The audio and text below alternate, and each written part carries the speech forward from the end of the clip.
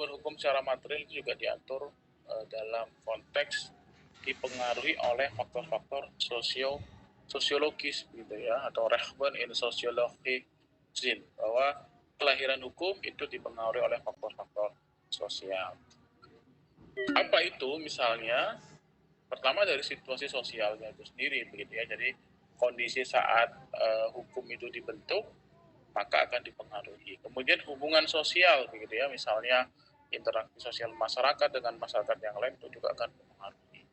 Situasi dan perkembangan politik itu juga akan juga mempengaruhi bagaimana misalnya dulu di zaman Orde Baru kondisi politiknya adalah sangat-sangat otoriter.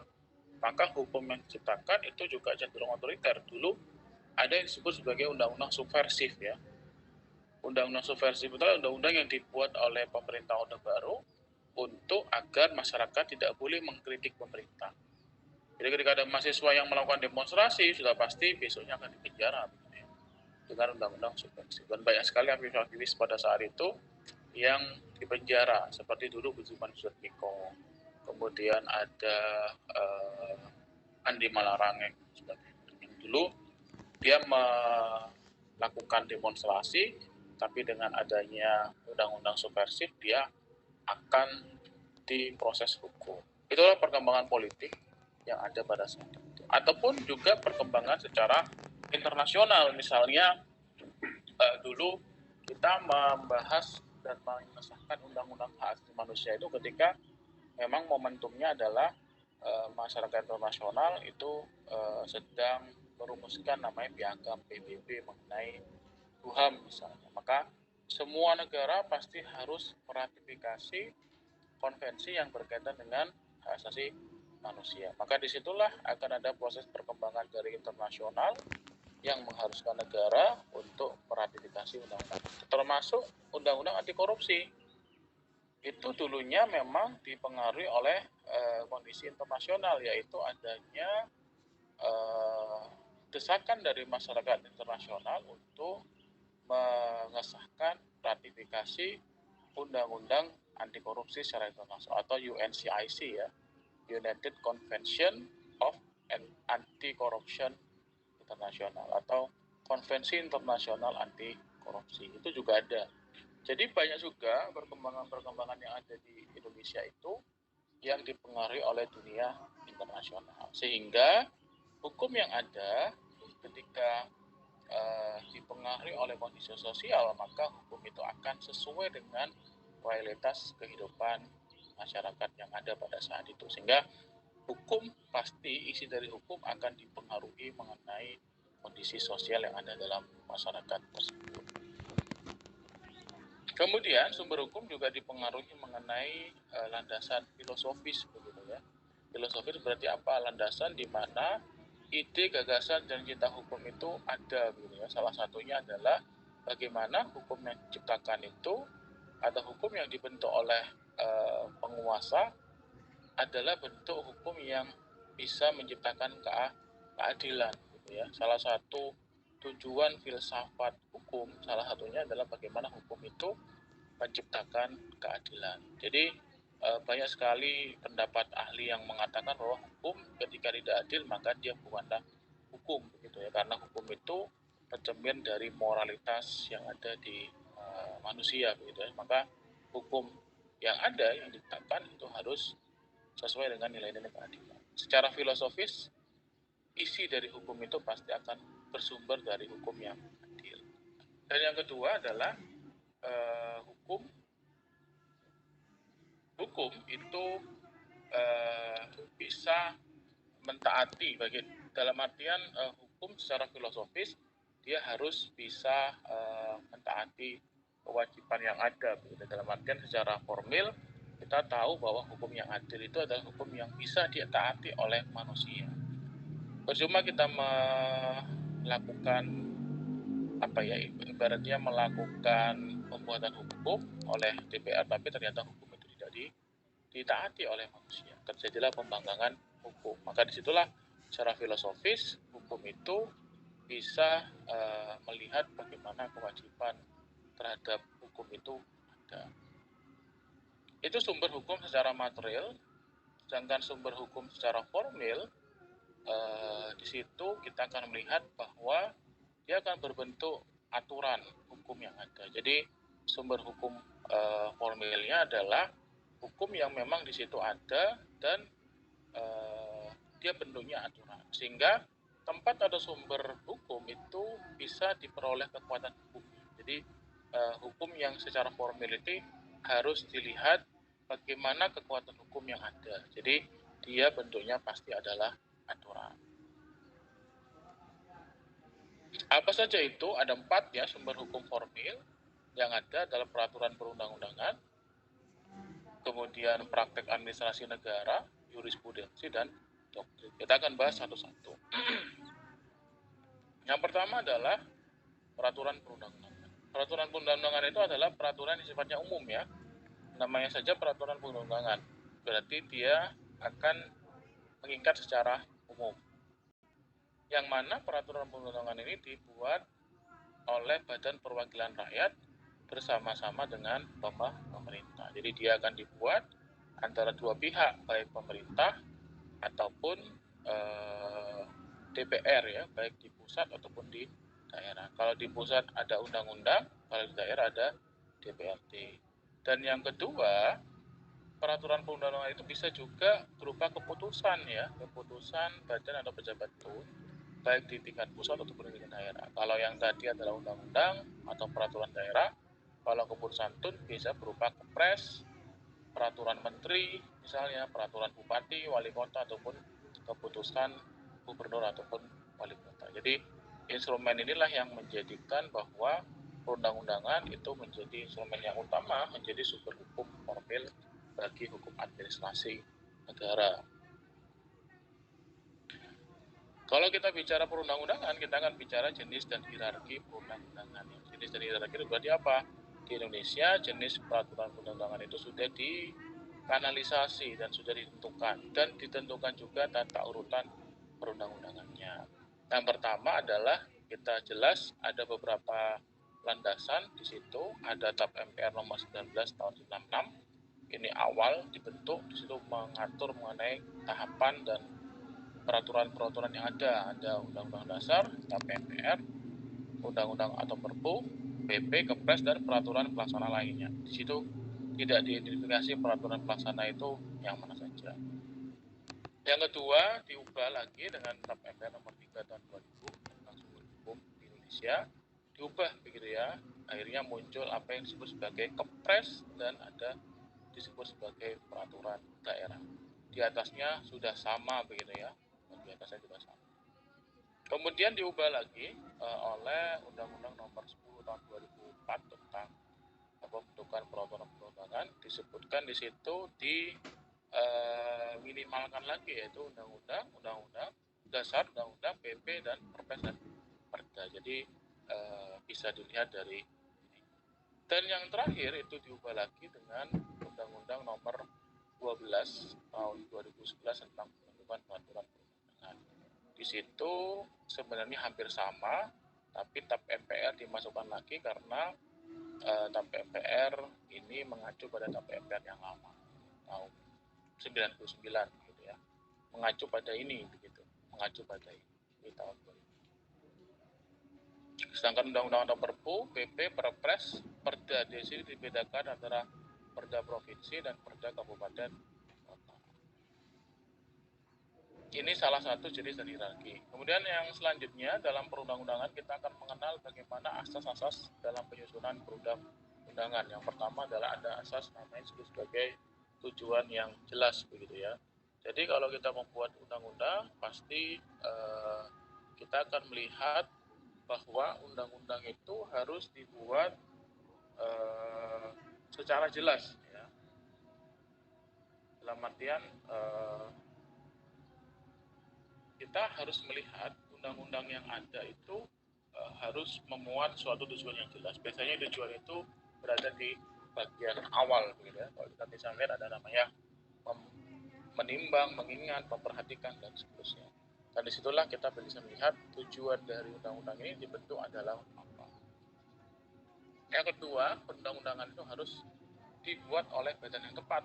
Ya, misalnya kalau peraturan bupati ya dibuat oleh bupati, peraturan DPRD harus dibuat oleh DPRD. Misalnya contoh, kita membahas undang-undang ya harus melibatkan antara pemerintah dengan DPR gitu ya. Jadi ketika tidak dibuat oleh lembaga yang dia itu tepat, maka undang-undang ini bisa dinyatakan sebagai undang-undang yang tidak memiliki kekuatan hukum. Kemudian yang ketiga ada asas kebutuhan. Jadi harusnya perundang-undangan itu dibuat harus untuk menampung kebutuhan hukum masyarakat. Jadi kalau kita melihat ada undang-undang yang dibuat tanpa adanya kebutuhan dan menampung aspirasi masyarakat, maka saya jamin undang-undang itu tidak akan berlaku efektif. Ketika dia tidak menjamin kebutuhan dari masyarakat nggak butuh undang-undang ini, tapi ternyata DPR memaksakan, maka kita akan melihat bahwa undang-undang ini akan tidak efektif.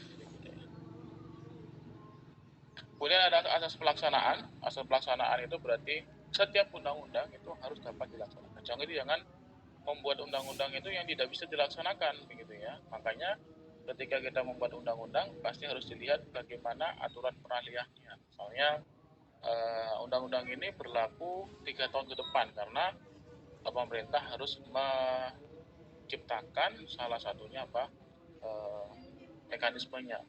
Jadi biar ini bisa dilaksanakan maka harus dibuat dulu instrumen hukumnya. Misalnya KUHP kemarin. KUHP kenapa kok tidak bisa langsung diterapkan? Ya karena belum ada instrumennya. Ketika dia ditetapkan belum ada instrumennya maka dia tidak akan bisa dilaksanakan. Kemudian selanjutnya ada asas kesepakatan atau konsensus. Konsensus itu berarti apa? Setiap perundang-undangan yang dibuat itu harus ada kesepakatan. Jadi namanya pengesahan undang-undang pasti ketua DPR akan menanyakan gitu kan, apakah undang-undang ini dapat disahkan menjadi undang-undang, maka disitulah anggota DPR menyatakan sepakat atau tidak. Jadi itu syarat mutlak aturan hukum harus disepakati sebelum disahkan. Asas sistematika, jadi kalau kita bicara perundang-undangan dia harus merumuskan suatu sistematika yang itu harus runtut ya, yang runtut, yang itu dia harus sangat-sangat rigid begitu. Jadi ini melihat bahwa undang-undang tidak boleh ada kesalahpahaman. Dan yang selanjutnya ada asas publikasi, berarti harus perundang-undangan ketika sudah disahkan maka dia harus bisa diakses. Makanya ada kewajiban bagi pemerintah itu ketika sudah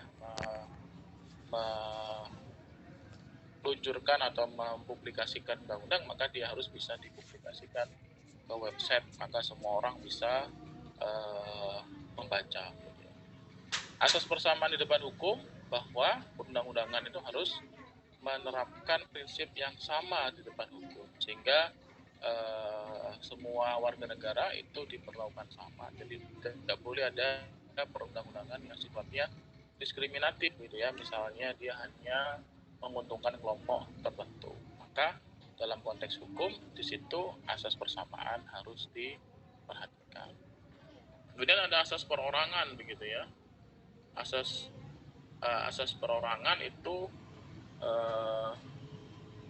disebutkan bahwa dalam konteks perumusan perundang-undangan pasti harus ada namanya kepentingan yang dilindungi ya, baik kepentingan individu ataupun kepentingan sosial. Maka harus ada namanya balancing antara asas kepentingan individu dengan kepentingan umum gitu ya. Itu yang disebut sebagai asas perorangan. Dan ada asas penghormatan terhadap keadilan. Jadi undang-undang yang dibuat harus mencerminkan rasa keadilan dalam masyarakat, karena secara filosofis undang-undang itu harus mencerminkan keadilan yang ada dalam masyarakat. Asas-asas yang tadi itu semua sudah diatur dalam pasal 5 Undang-Undang 12 tahun 2011 tentang pembentukan peraturan perundang-undangan. Jadi mulai dari tujuan yang jelas, lembaga yang tepat, kesesuaian dapat dilaksanakan, kedaya gunaan, kejelasan rumusan dan keterbukaan itu menjadi satu asas. Asas itu prinsip yang bisa diatur dalam pembentukan peraturan. Kemudian dalam praktek administrasi kita bisa melihat bahwa karena adanya undang-undang yang tidak lengkap, di situ akan ada kelemahan gitu ya. Kelemahan yang itu daya jangkauannya itu sangat-sangat terbatas.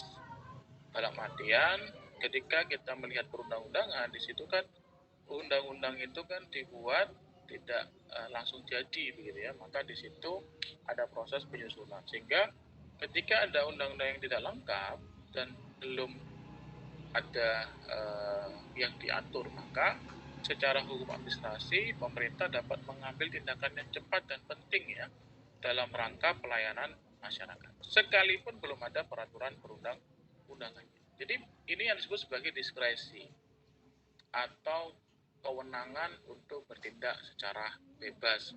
Contoh yang paling konkret dulu pada zaman COVID ya. Zaman COVID itu kita belum merumuskan undang-undang penanganan bencana non alam gitu ya, misalnya karena wabah atau musibah penyakit. Maka kalau toh belum ada undang-undangnya kan pemerintah harus bertindak dalam melayani publik. Maka disitulah disebut sebagai diskresi. Maka semua harus diatur mulai dari sarana prasarananya, kemudian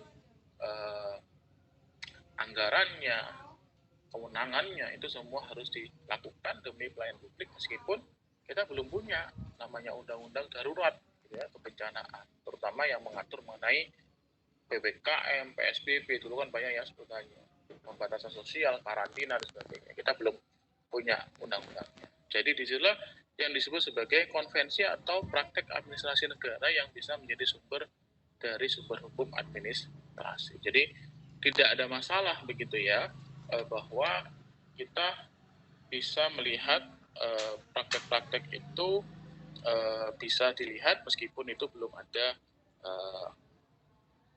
undang-undangnya. Itu yang selanjutnya. Kemudian selanjutnya kita akan melihat sumber hukum dari administrasi itu adalah putusan pengadilan ya, atau jurisprudensi. Kita bisa melihat sumber hukum dari hukum administrasi itu bisa dilihat dari putusan pengadilan yang sudah diputuskan oleh hakim.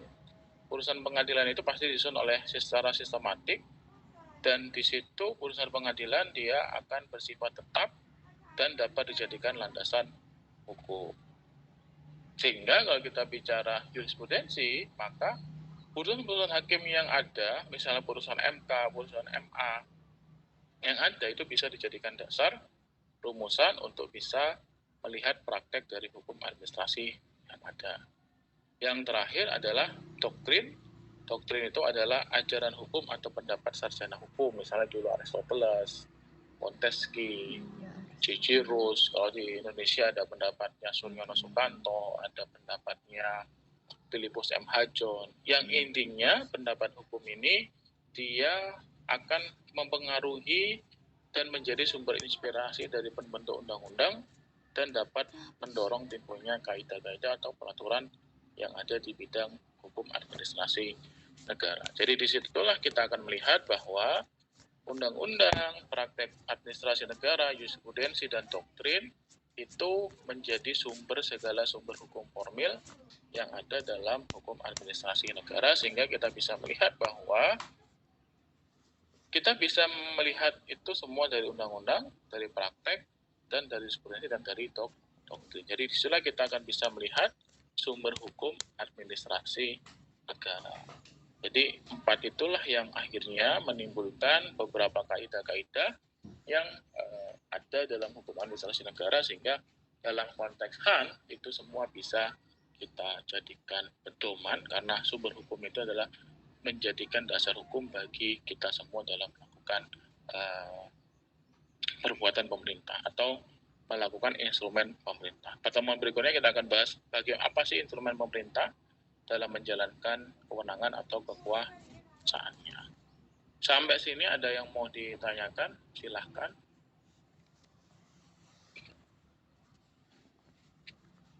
Apakah sudah absen semua? Jangan lupa absen ya, jangan sampai ketinggalan. Jadi nanti kalau toh memang nanti ada